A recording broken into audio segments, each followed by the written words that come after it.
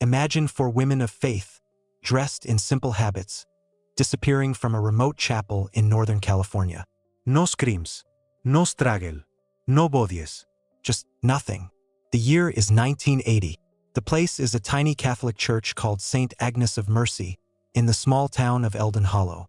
And the 4 nuns, 2 in their 60s, 1 in her late 20s, and 1 just 23 years old, vanish as if the earth itself swallowed them whole. For 28 years, the case goes cold. The police blame bears. The locals whisper dark rumors. And one man, a priest named Father Elias Morrow, carries a wound that will not heal. Because one of those missing nuns is his own sister. This is the story of how a grieving brother, a mysterious landowner, a strange song from beneath the ground, and a locked shed led to the most shocking discovery in modern religious history. A discovery that would prove that sometimes the truth doesn't die. It just waits. Part 1, The Anniversary of Grief. The morning sun streamed through the stained glass windows of St. Agnes of Mercy Catholic Church. Colorful patterns danced across the wooden pews as Father Elias Morrow stood at the altar, his voice solemn but steady. He was concluding a memorial prayer service, one he had led every year for nearly 3 decades. May the souls of the departed, through the mercy of God, rest in peace, he intoned, making the sign of the cross. Amen, the congregation replied. Father Elias looked out at the faces before him. Most were elderly, some were middle-aged. A few young parishioners had come out of respect for the town's darkest mystery. They had all gathered to remember 4 nuns who had vanished without a trace exactly 28 years ago. Sister Mildred Hayes, 68 years old. Sister Joan Keller, 65. Sister Beatrice Namora, 28. And the youngest, Sister Teresa Morrow, just 23. For Father Elias, the pain was personal. Teresa was his biological sister. He had encouraged her vocation, nurtured her faith, watched her take her final vows with pride and joy. And then, one day, she was gone. As the service ended, Father Elias stood at the church entrance, greeting each parishioner. Many offered condolences, but after nearly 3 decades, the words had become ritual. One elderly woman, Mrs. Harmon, gripped his hands tightly. I can still remember Sister Mildred teaching my children their catechism, she said, tears in her eyes. Such a gentle soul. Father Elias nodded, swallowing the familiar lump in his throat. When the last person had left, he walked back through the empty church. His footsteps echoed off the stone floor. He entered his modest office at the rear of the building, a simple room with a desk, a bookshelf of theological texts, and a window overlooking the cemetery. Alone at last, he sank into his chair and buried his face in his hands. The composed facade crumbled. He was no longer a priest comforting others. He was just a man, consumed by grief and unanswered questions. Why, Lord? He whispered, his voice ragged. I have served you faithfully for years. My sister dedicated her life to you. Why have you not led me to them? What lesson am I failing to learn? Tears leaked between his fingers. He rarely allowed himself this weakness, but the anniversary always stripped away his defenses. After several minutes, he took a deep breath and wiped his eyes. He opened the bottom drawer of his desk and removed a small wooden box. Inside lay photographs preserved with loving care. The first showed Teresa on the day she took her final vows. Her young face beamed with joy beneath her veil. Father Elias felt both pride and a stab of guilt. I was so proud of you, he murmured to the photograph. I still am. But the dark thought crept in, as it always did. If I hadn't encouraged her vocation, would she still be here? Would she be a mother, a teacher, alive? He shook his head sharply and made the sign of the cross. He could not allow himself to question God's plan, even in his darkest moments. Then he picked up another photograph, the last known image of the 4 missing nuns. They sat together on a wooden bench outside a small remote chapel called St. Dinah's, near the edge of Shasta Trinity National Forest. The 2 older nuns sat with hands folded, their lined faces serene. Sister Beatrice sat beside them, her posture relaxed but reverent. And beside her was Teresa, her eyes bright with purpose even in the faded picture. The photograph had been taken by a local visitor just days before the nuns disappeared. They had traveled to St. Dinah's for a short spiritual retreat, 2 days of fasting, prayer, and silence before a feast day. The diocese had also asked them to assess the old chapel's condition and recommend whether to restore or decommission it. Father Elias stared at the image. Sister Mildred would be 96 now. Sister Joan, 93. Even if by some miracle they had survived, they would be frail, ancient women. But Beatrice would be 56, and Teresa just 51, still in the prime of life. He remembered the frantic weeks after their disappearance. Police had searched the forest extensively. Search parties had combed through underbrush and scaled mountainsides. But not a single clue emerged, no scraps of clothing, no personal effects, no signs of struggle. It was as if the four women had simply vanished into thin air.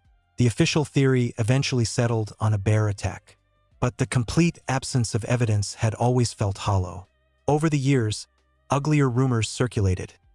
Whispers that the nuns had abandoned their vows and run away. Father Elias and the church had worked tirelessly to quash such speculation, but seeds of doubt had been planted. Teresa would never have done that, he whispered. She would never have left without telling me. As he gazed at the photograph, his eyes drifted to the chapel in the background. St. Dina's was a simple structure built in the 1920s, white walls and a modest bell tower, surrounded by looming trees. Something tugged at Father Elias's heart. He hadn't visited that place in over 20 years, finding the memories too painful. But now, on this anniversary, he felt a strange urge to see it again, to walk where his sister had walked, to pray where she had prayed. Perhaps it was mere sentimentality, or perhaps a small voice whispered, there was still something to be discovered, some clue overlooked. Father Elias slipped the photograph into his pocket, collected his Bible and rosary, and left his office. In the church parking lot, he slid behind the wheel of his modest sedan, said a brief prayer for guidance, and turned the key in the ignition. He was heading toward the forest and the ghosts of his past. Part 2: The Road to St. Dina's. The winding road from Eldon Hollow to the Shasta Trinity National Forest carried Father Elias through changing landscapes. Neat houses gave way to scattered farms, which eventually surrendered to wild forest.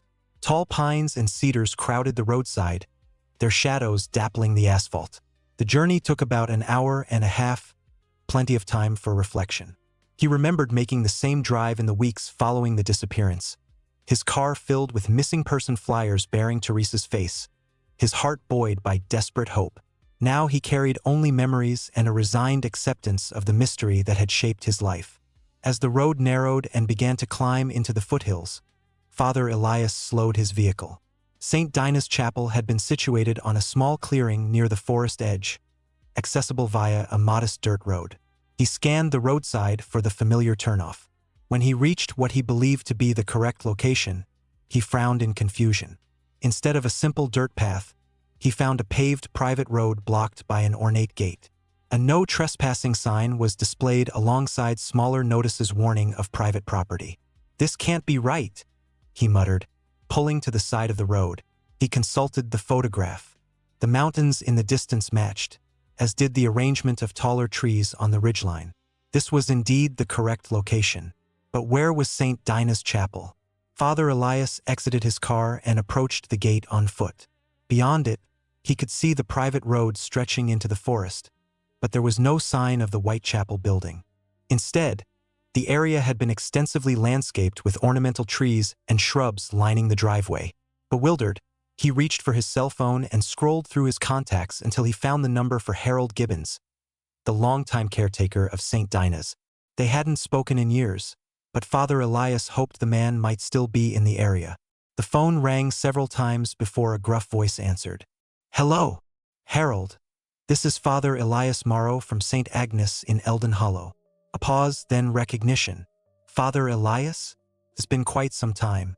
How are you?" "I'm well, thank you." It wasn't entirely true. "Harold, I'm standing at what I believe to be the entrance to St. Dina's, but the chapel appears to be gone." Another pause, longer this time. "That's right, Father. The diocese decommissioned the chapel years ago. It was sold in 1982 to a man named Silas Redwood. He demolished it." Father Elias felt a chill despite the warmth of the day. "I never heard anything about the chapel being sold, let alone demolished." "Well, after what happened with the nuns, Attendance dropped off significantly. Then there was that incident with the bell tower cracking and nearly injuring poor Thomas Frell. The bishop decided it wasn't worth the upkeep. Father Elias stared at the no trespassing sign with growing unease. This Silas Redwood, does he still own the property? Oh yes, Harold confirmed. He's got quite a spread back there. His main house is a ways in, near where the forest gets thicker. The chapel site is just part of his estate now. I see. I had hoped to visit the chapel today for personal reasons. It's the anniversary, you know? Harold's voice softened. Of course, 28 years today. I'm sorry you came all this way for nothing, Father. Do you know if Mr. Redwood is generally receptive to visitors? Perhaps if I explain the situation. To be honest, he's not known for his hospitality. Bit of a recluse. Keeps to himself. Doesn't mix much with the locals. Father Elias sighed. Well, thank you for the information, Harold. I appreciate it. Listen, Father, Harold said, his tone brightening slightly. I still live nearby, not 15 minutes from where you are now. I saved some items from the chapel when it was decommissioned, the old altar cross, some prayer books, things like that. You're welcome to come see them if you'd like. That's very kind of you. Perhaps I will. But first, I think I'd like to try speaking with Mr. Redwood. Do you know how I might reach his main house? Harold hesitated. Well, there's the private road you're looking at, but that gate's always locked. There's a public road that loops around, though. It'll take you near enough to the property. After receiving directions, Father Elias thanked Harold and ended the call. He returned to his car, conflicted. Part of him felt he should respect Silas Redwood's privacy and go straight to Harold's home. But a stronger impulse propelled him toward the public road that would lead to Redwood's estate. Part 3, The Unwelcoming Host. 20 minutes later, Father Elias found himself driving along a narrow lane that skirted the edge of what must have been Redwood's property. Through gaps in the trees, he caught glimpses of manicured grounds and eventually a substantial structure that resembled a mountain lodge.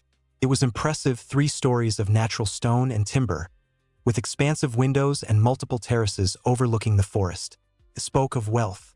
He located a small parking area near what appeared to be a service entrance. He straightened his clerical collar and approached the imposing residence with a mixture of determination and apprehension. A stone pathway led him past carefully tended gardens and a small decorative pond. He knocked firmly on the heavy oak door. The door swung open almost immediately, revealing a tall, athletic man in his 60s, dressed in expensive exercise attire. His silver hair was neatly trimmed, and he held a leather dog leash. His expression shifted from neutral expectation to unmistakable displeasure as he registered Father Elias's clerical collar. "Yes?" he asked, not bothering to hide his impatience. "Good afternoon," Father Elias said with a warm smile. "Are you Mr. Silas Redwood?" The man's jaw tightened. "I am, and you are trespassing on private property. I apologize for arriving unannounced. My name is Father Elias Morrow from St. Agnes of Mercy Church in Eldon Hollow." He extended his hand. Silas Redwood made no move to take it. "What do you want?" Redwood demanded, his fingers tightening around the dog leash. Father Elias lowered his hand, maintaining his calm demeanor. "I was hoping I might have a few minutes of your time. I visited the site where St. Dinah's Chapel used to stand, and I was surprised to find it gone. If you already saw it's not there, why come bothering me?" Redwood's voice took on an edge that was almost a snarl. "I spoke with Harold Gibbons, the former caretaker. He mentioned you had purchased the property. I simply wanted to." "To what? Blame me for buying land that was for sale?" Redwood stepped forward aggressively, causing Father Elias to take an involuntary step back. "Are you one of those who thinks that ground is somehow sacred? The diocese didn't think so when they sold it." No, Father Elias said quickly, raising his hands in a placating gesture. "I don't blame you at all. I was just curious about the circumstances. The chapel held personal significance for me, and I wasn't aware it had been demolished." Redwood seemed momentarily mollified, though his expression remained cold. "Well, now you know. It's gone. And good riddance. I sleep better now that I don't have to hear that blasted bell ringing 3 times a day and giving me migraines." Father Elias couldn't help but respond. "The Angelus bell is a beautiful tradition, Mr. Redwood. It calls the faithful to recite the Lord's Prayer and honors the incarnation of God. It's meant to be a reminder of holy things, of our freedom from sin and death. "Oh, spare me the sermon," Redwood scoffed. "People can set alarms on their phones if they need reminding to pray. They don't need to disturb the entire countryside with medieval noise pollution." The conversation was clearly not progressing well. Father Elias decided to try a different approach. "I understand you value your privacy, Mr. Redwood, and I've intruded on your time. I apologize for that. Perhaps we could speak another day when it's more convenient for you." "There won't be another day," Redwood said flatly. "I have no interest in discussing a building that hasn't existed for decades with a priest I've never met before. Now, I suggest you leave before I call the sheriff and report you for trespassing." Father Elias nodded, recognizing the futility. "Very well. Thank you for your time, Mr. Redwood. Peace be with you." Redwood's only response was to close the door firmly in his face. With a heavy sigh, Father Elias turned and made his way back down the stone path. The encounter had left him unsettled. There was something in Redwood's manner beyond mere rudeness, a deeper antipathy toward the church and its representatives. As he reached his car, he glanced back at the imposing house. Was it his imagination, or was Redwood watching him from one of the upper windows? The sensation of being observed prickled at the back of his neck. Part 4: The Mysterious Radio and the Hidden Vent. Father Elias drove away, torn between returning to Eldon Hollow and visiting Harold Gibbons as invited. He found himself taking the road that would pass near the former chapel site. He couldn't explain the compulsion. After all, he now knew there was nothing to see. But something drew him back. The car rounded a bend, bringing him within view of the approximate location where St. Dinah's had once stood. Through a gap in the trees, he could make out a cleared area, now landscaped with ornamental shrubs. Suddenly, the car's radio crackled to life, emitting a strange, haunting sound.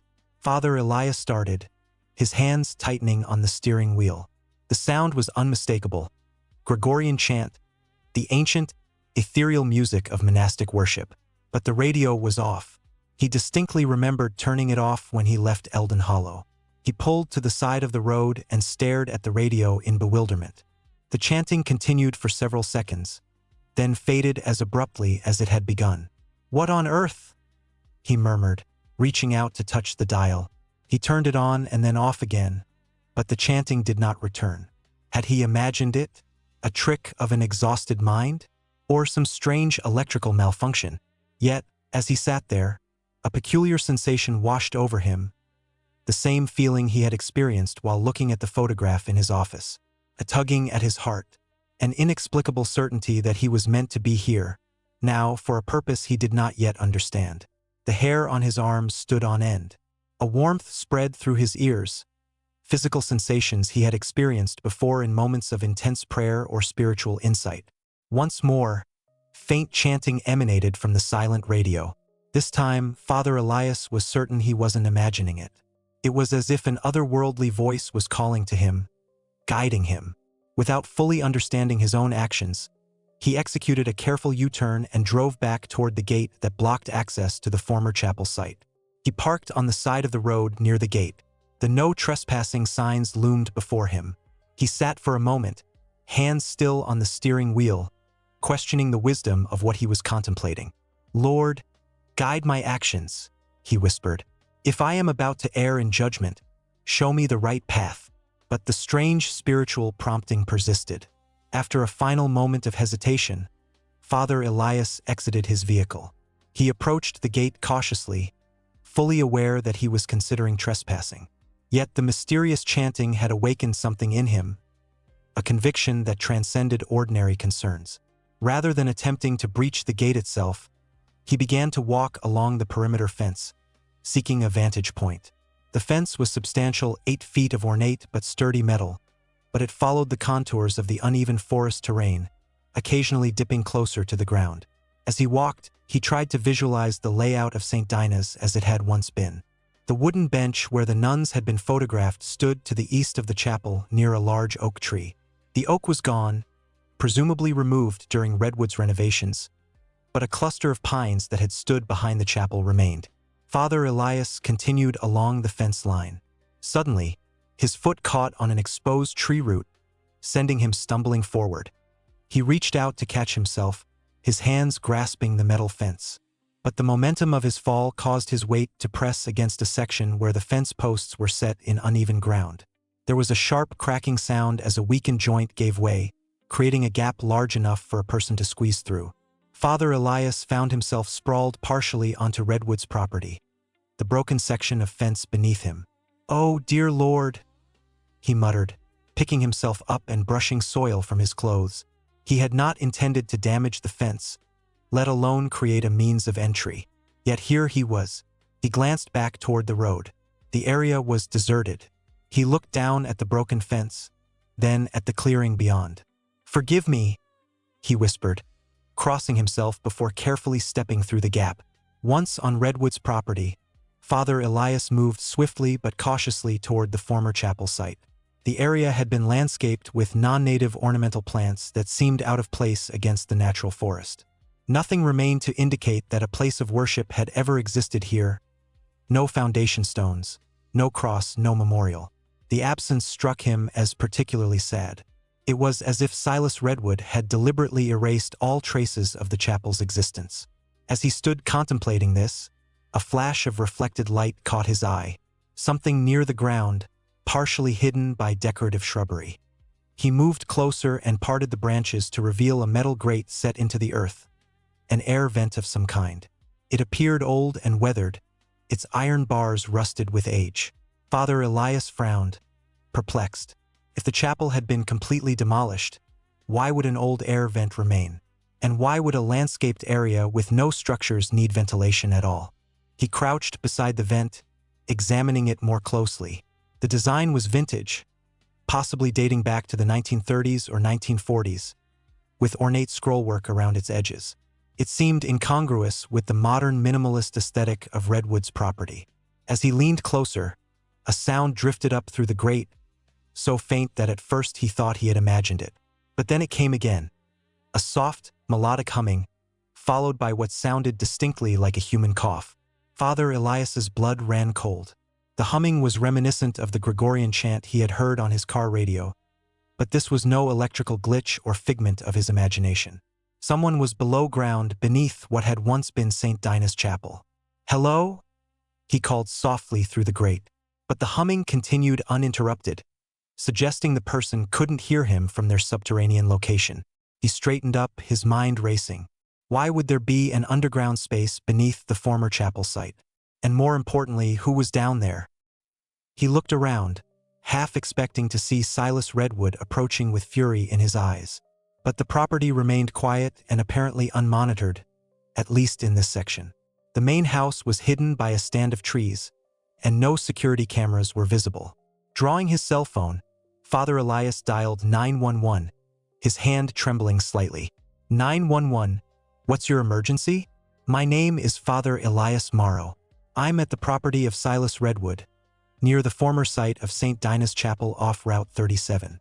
I believe someone may be trapped underground. I can hear singing and coughing coming from an air vent. There was a brief silence.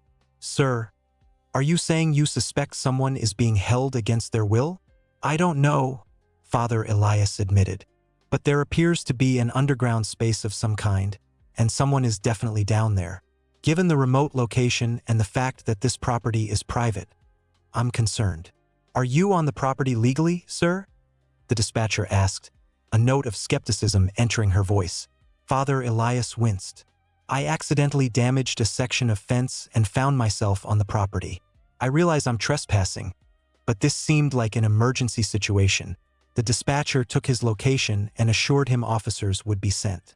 Please remain where you are until they arrive, unless you feel you're in danger. After ending the call, Father Elias took one last look at the mysterious air vent. The humming had stopped, but as he listened intently, he could still hear occasional sounds of movement from below. Someone was definitely down there, and the thought sent a chill down his spine. Part 5, the police arrive. Father Elias made his way back to the broken section of fence, carefully squeezing through the gap and returning to the public road. He settled into his car to wait, fingering his rosary beads and murmuring prayers for whoever might be trapped beneath the earth. Soon, A battered pickup truck pulled up behind him. It was Harold Gibbons. The former caretaker emerged, his weathered face etched with concern. "Father Elias, any sign of the police yet?" "Not yet. Thank you for coming so quickly." Harold nodded, scanning the road and the gated entrance. "I've been thinking about what you told me. It makes no sense. If Redwood built something underground where the chapel stood, people would have noticed the construction. You can't exactly dig a basement without heavy equipment.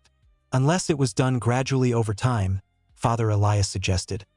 "Or perhaps there was already some natural cavity in the ground that he expanded." Harold shook his head. "This area doesn't have caves. It's mostly solid bedrock beneath a few feet of soil."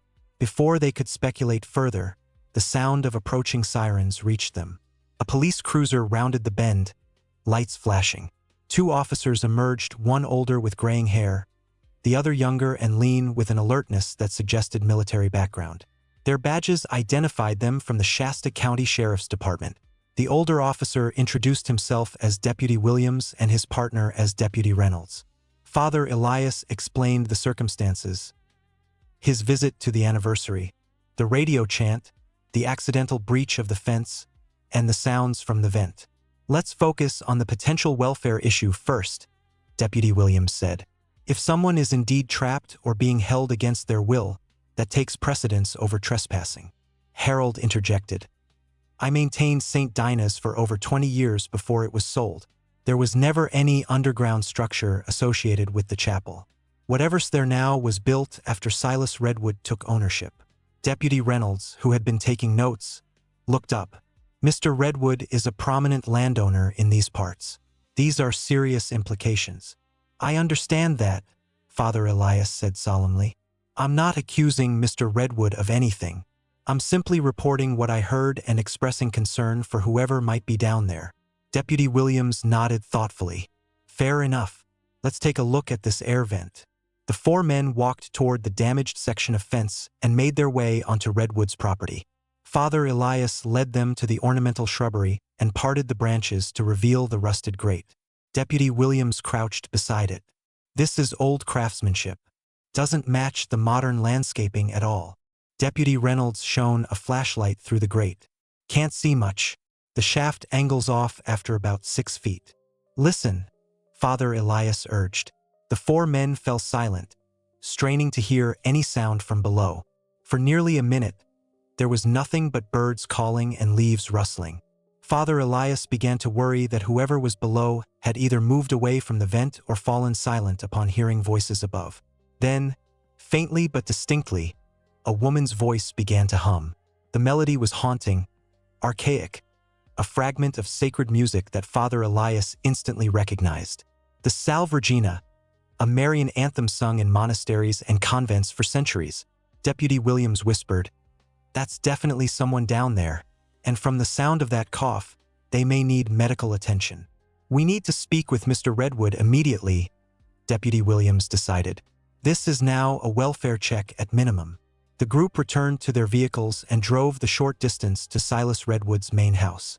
The imposing structure seemed more forbidding than ever. Deputy Williams instructed Father Elias and Harold to remain by their cars while he and Deputy Reynolds approached the front door. Father Elias watched as the officers knocked and waited. Several moments passed before the door opened, but it wasn't Silas Redwood who emerged.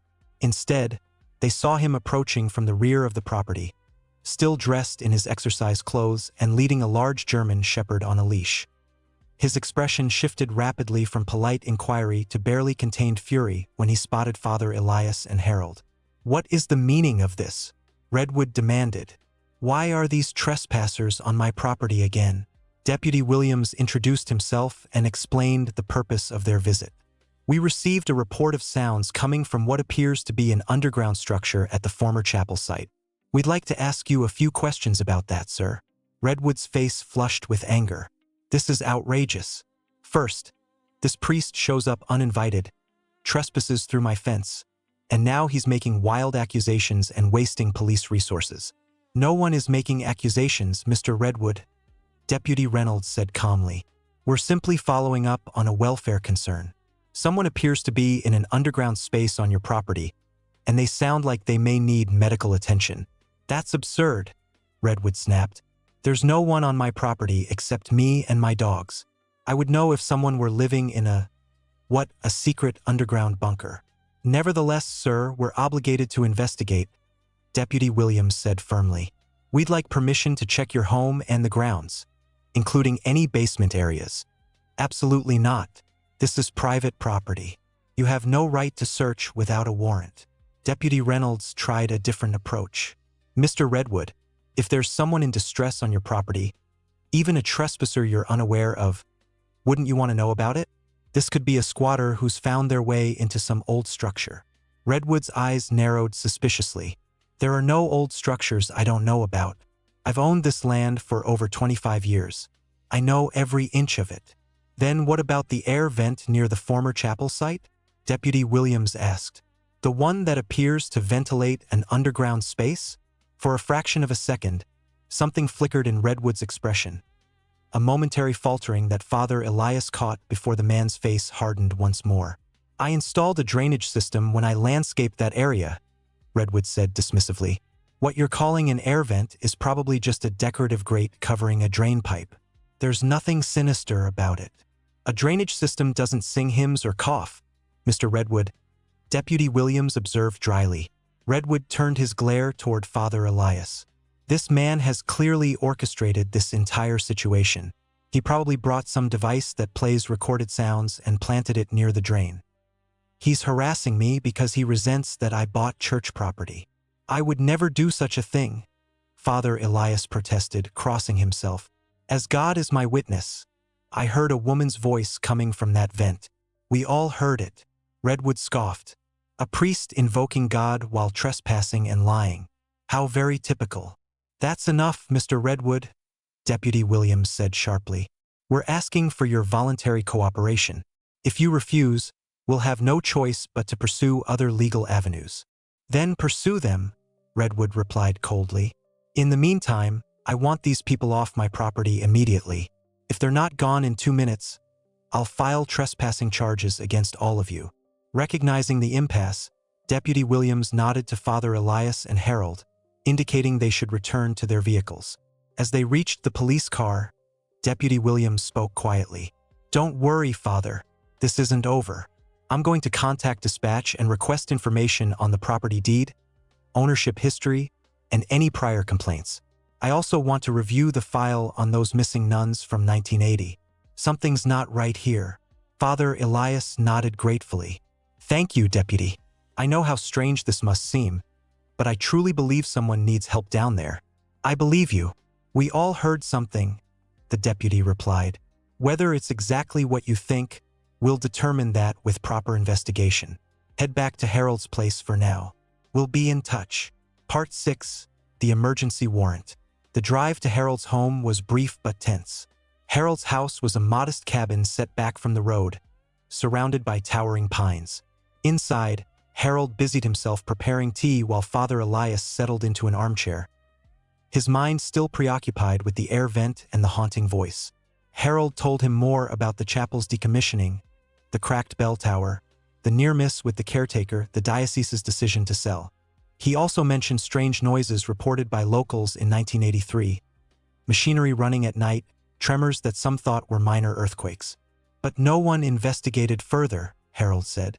Redwood has always been well-connected, donates to the right causes, knows the right people. Time passed. Father Elias was surprised when his phone rang. It was Deputy Williams. Father, I've made some progress. I spoke with Judge Martinez, who's sympathetic to our concerns. She's granted an emergency warrant for a welfare search based on reasonable suspicion of unlawful confinement. Father Elias felt a surge of hope. That's excellent news, Deputy. We'll be heading back to Redwood's property within the hour. I must advise you to stay away for safety reasons. This is now an official police operation. I understand, Father Elias replied, though his desire to be present was powerful. But if we do find something, or someone, you'll be the first civilian I call, Williams promised. This whole situation began because of your persistence, Father. I respect that. Harold, who had overheard the conversation, insisted they should at least be able to observe from a distance. With some reluctance, Deputy Williams agreed they could remain in their vehicle at a safe distance, strictly as observers. An hour later, Father Elias and Harold parked along the public road near the entrance to Redwood's property. From their position, they could see multiple police vehicles arriving, including a forensic van and an ambulance. The ambulance sent a chill down Father Elias's spine. Deputy Williams approached their car briefly. "We're going in with the warrant. I've set up my body camera to stream to this channel." He showed them how to access the feed on Father Elias's phone. "You can watch from here, but do not approach under any circumstances. Is that clear?" Both men nodded. They watched on the phone screen as officers approached Redwood's front door, warrant in hand. Redwood answered, his face contorting with rage at the sight of the officers and the document they presented. He protested vigorously, threatening lawsuits and calls to his attorney. But despite his objections, the officers executed the search warrant, methodically examining the main house while Redwood was kept under supervision in his living room. After approximately 45 minutes, Deputy Williams reported through the body camera that the house and conventional basement had yielded nothing suspicious. "Moving on to the outbuildings now," Williams narrated. "Mr. Redwood has confirmed there's a storage shed along the private road connecting his main house to the former chapel site."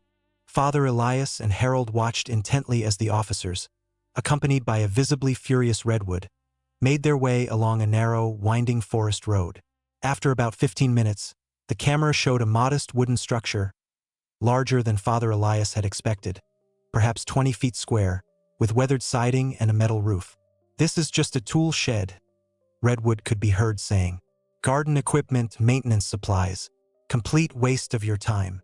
The officers searched the building, which indeed contained an assortment of tools, lawn equipment, and gardening supplies. The space was dusty and appeared seldom used. Then a sudden noise. One of the officers dropped a heavy wrench, which landed on the wooden floor with an unexpectedly hollow sound. The camera panned down to show Deputy Reynolds kneeling, tapping experimentally on the floorboards. "This section sounds different," he observed. "These boards look newer than the others." Despite Redwood's renewed protests, the officers began to remove the suspicious floorboards. Beneath them, they discovered a stone staircase descending into darkness. "Mr. Redwood," Deputy Williams said, his voice carrying clearly through the body camera's microphone, "would you care to explain this?" Redwood's face had gone pale, his earlier bluster replaced by tense silence. Part 7: The Underground Chamber. When Redwood refused to comment, Williams instructed several officers to remain with him while he and Deputy Reynolds prepared to descend the staircase. Switching to tactical lights, Williams narrated as he activated a powerful flashlight. "We're proceeding into the underground passageway." The camera showed a narrow stone staircase that appeared to have been carved directly into the bedrock. The steps were worn in the center, suggesting regular use over a period of years. At the bottom, a heavy wooden door blocked further progress. "Locked," Reynolds reported, examining an ancient-looking iron mechanism. From above, Redwood's voice called down, still defiant. "I don't know anything about any door.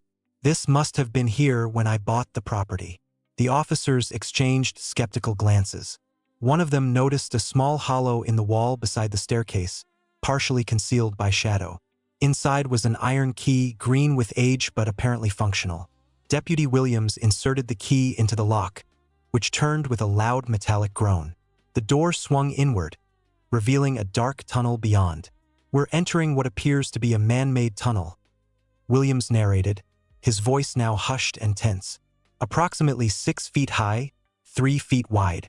Walls are stone and earth, supported by wooden beams at regular intervals.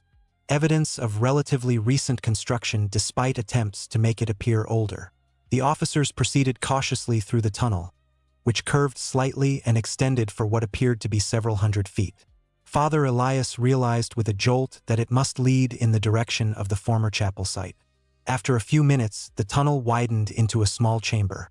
The camera's light revealed crude furnishings: a thin mattress on the floor, a bucket in a corner, a small table with the remains of what looked like food. Then, from the shadows, a whispered voice. "Help? Is someone there?" Deputy Williams directed his light toward the sound. The camera revealed a frail, elderly woman lying on the mattress. Her face was gaunt, her eyes sunken but alert. Her gray hair was closely cropped, and she clutched what appeared to be a hand-carved wooden rosary. "Ma'am," Williams said gently, approaching slowly. "I'm Deputy Williams from the Shasta County Sheriff's Department. We're here to help you. Can you tell me your name?" The woman's cracked lips moved, forming words with visible effort. "Sister Teresa Morrow."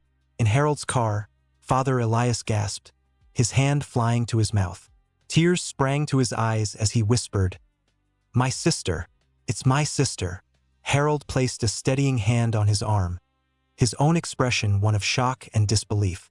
Through the body camera, they could see that the small chamber was lined with religious carvings, crosses, saints, biblical scenes, all apparently created from scraps of wood and stone.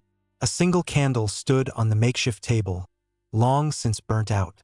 On one wall, a large cross had been meticulously etched into the stone. "Sister," Deputy Williams was saying, his voice professional but kind, "we're going to get you medical attention right away. Can you tell me if there's anyone else down here with you?" The woman's gaze shifted to a dark corner of the chamber where the camera's light had not yet reached. "Beatrice," she whispered, "but she's gone to God now. Many years ago." The camera panned to reveal what appeared to be human remains. A skeleton lying on a similar mattress, partially covered with a tattered blanket. "We need the medical team down here immediately," Williams said into his radio, his voice tight with controlled emotion, "and notify the forensic unit that we have human remains as well." Unable to contain himself any longer, Father Elias bolted from the car, ignoring Harold's protests. He ran toward the police perimeter, where an officer attempted to intercept him. "Please," Father Elias begged. "That's my sister they found.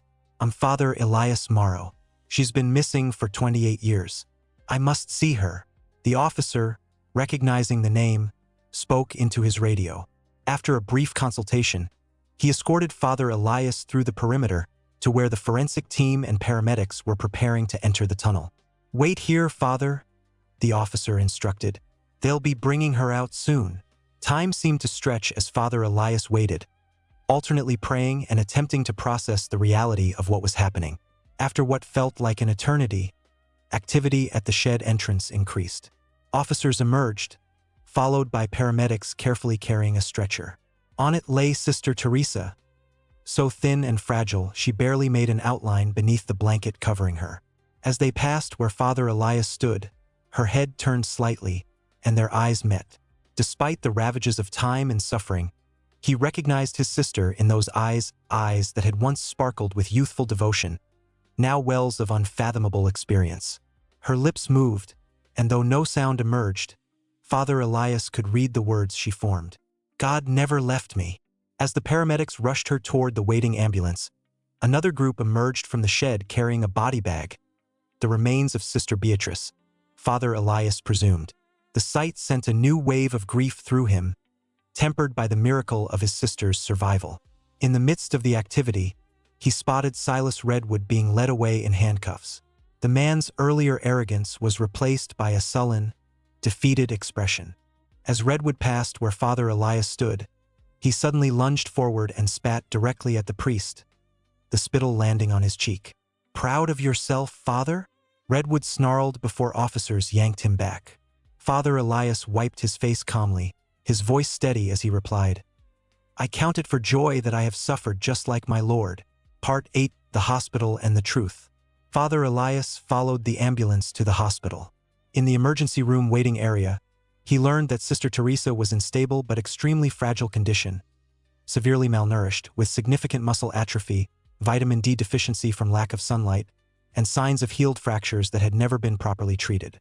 But she was alive. When he was finally allowed to see her, wearing protective gear to minimize infection risk, he took her frail hand in his gloved one. "Teresa," he whispered, tears streaming beneath his mask. "I never stopped looking. I never stopped praying."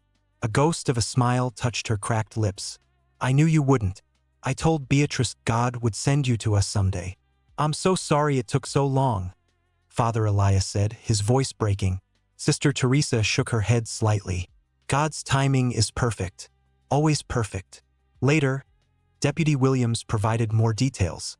Silas Redwood's journal had been found a detailed record of his hatred for the Catholic Church and religious women in particular.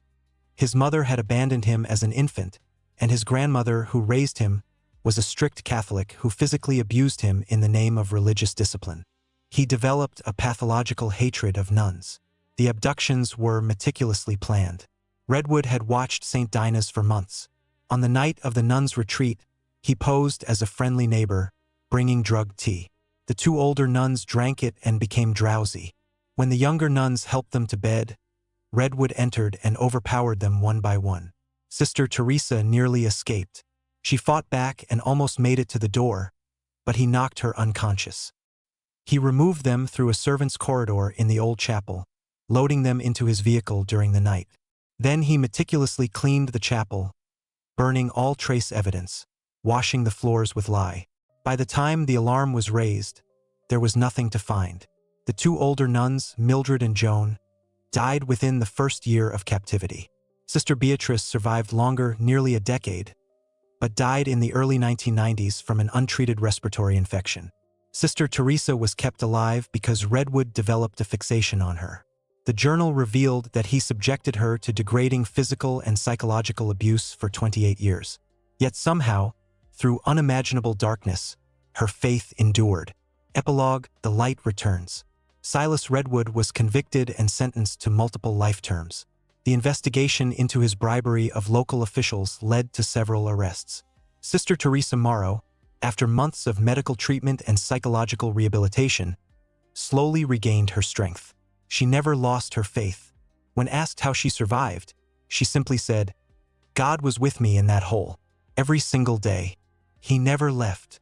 Father Elias Morrow continued his ministry at St. Agnes of Mercy, but now with a new understanding of suffering and divine timing. Every year, on the anniversary of his sister's rescue, he leads a Mass of Thanksgiving. And the small hospital chapel where he prayed for a miracle still stands. Sometimes, late at night, you might find an elderly nun and her brother kneeling before the altar, giving thanks for a God who answers prayers in ways no one could ever imagine. Final thought for the audience: 28 years, one air vent, one priest who refused to stop listening. This story reminds us that even when the world has given up, even when hope seems lost, sometimes the truth is simply waiting underground, in the darkness, for someone brave enough to hear its song. Never stop listening, never stop looking, and never, ever stop believing that miracles can happen.